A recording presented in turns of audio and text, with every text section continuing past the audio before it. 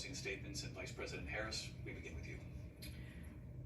So I think you've heard tonight two very different visions for our country. One that is focused on the future, and the other that is focused on the past, and an attempt to take us backward. But we're not going back. And I do believe that the American people know we all have so much more in common than what separates us. And we can chart a new way forward. And a vision of that includes having a plan, understanding the aspirations, the dreams, the hopes, the ambition of the American people, which is why I intend to create an opportunity economy, investing in small businesses, in new families, in what we can do around protecting seniors, what we can do that is about giving hardworking folks a break and bringing down the cost of living. I believe in what we can do together that is about sustaining America's standing in the world and ensuring that we have the respect that we so rightly deserve, including respecting our military and ensuring we have the most lethal fighting force in the world. I will be a president that will protect our fundamental rights and freedoms, including the right of a woman to make decisions about her own body and not have her government tell her what to do. I'll tell you, I started my career as a prosecutor. I was a DA, I was an attorney general, a United States senator, and now vice president. I've only had one client, the people. And I'll tell you, as a prosecutor, I never asked a victim or a witness, are you a Republican or a Democrat? The only thing I ever asked them, are you okay? And that's the kind of president we need right now. Someone who cares about you and is not putting themselves first.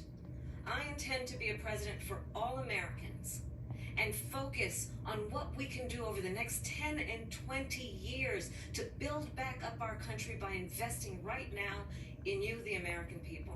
Vice President Harris, thank you. President Trump? So she just started by saying she's going to do this, she's going to do that, she's going to do all these wonderful things. Why hasn't she done it? She's been there for 3.5 years. They've had 3.5 years to fix the border. They've had 3.5 years to create jobs and all the things we talked about. Why hasn't she done it? She should leave right now, go down to that beautiful White House, go to the Capitol, get everyone together and do the things you want to do, but you haven't done it, and you won't do it because you believe in things that the American people don't believe in. You believe in things like, we're not going to frack, we're not going to take fossil fuel, we're not going to do things that are going to make this country strong, whether you like it or not. Germany tried that, and within 1 year they were back to building normal energy plants. We're not ready for it. We can't sacrifice our country for the sake of bad vision. But I just ask one simple question. Why didn't she do it? We're a failing nation. We're a nation that's in serious decline.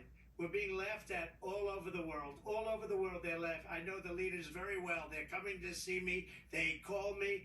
We're laughed at all over the world. They don't understand what happened to us as a nation. We're not a leader. We don't have any idea what's going on. We have wars going on in the Middle East. We have wars going on with Russia and Ukraine. We're going to end up in a third world war, and it'll be a war like no other because of nuclear weapons, the power of weaponry. I rebuilt our entire military. She gave a lot of it away to the Taliban. She gave it to Afghanistan. What these people have done to our country, and maybe toughest of all, is allowing millions of people to come into our country. Many of them are criminals, and they're destroying our country. The worst president, the worst vice president in the history of our country. President Trump, thank you. And that is our ABC News presidential debate from here in Philadelphia at the National Constitution Center. I'm Lindsay Davis. And I'm David Muir. Thank you for watching here in the U.S. and all over the world, and from all of us here at ABC News. Good night.